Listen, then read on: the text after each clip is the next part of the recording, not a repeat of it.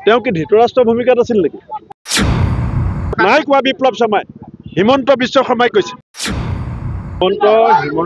হিমন্ত বিশ্ব শৰ্মাই ঢেকিয়াজুলি কি কয় আপোনাৰ বৰচলা মিটিঙত কি কৈছিলে যে 15 বছৰে কংগ্ৰেছৰ দিনত চাকৰি লোৱা মহিলাবিলাকে নিজৰ সতীত্ব বচাব পৰা নাছিলে। বিপ্লৱ শৰ্মাই এনেকুৱা কথা কৈছে নেকি?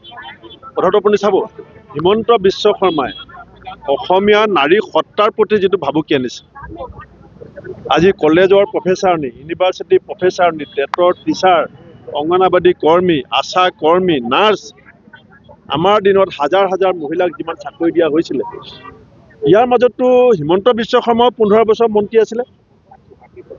15 বছৰ তেওঁ মন্ত্ৰী আছিলে। তেওঁ কি ধৃতৰাষ্ট্ৰৰ ভূমিকাত আছিল নেকি? তেওঁ যিবিলাকক চাকৰি দিছিলে ফটো আছে।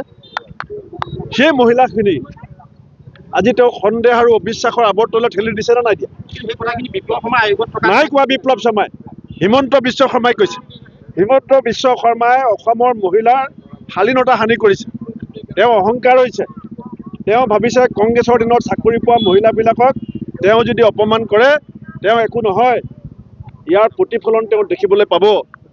তেওঁ দেখিবলৈ পাব নাৰীৰ প্ৰতি যিটো অপমান, সেইটো দুৰ্যোধনে কৰিছিল, সেইটো ৰাৱণে কৰিছিল, সেইটো ল'ৰা ৰজাই কৰিছিল, আৰু 4 নম্বৰ বাৰ এতিয়া হিমন্ত বিশ্ব শৰ্মাই কৰিছে, আৰু তাৰ প্ৰতিফলনো একেই হ'ব।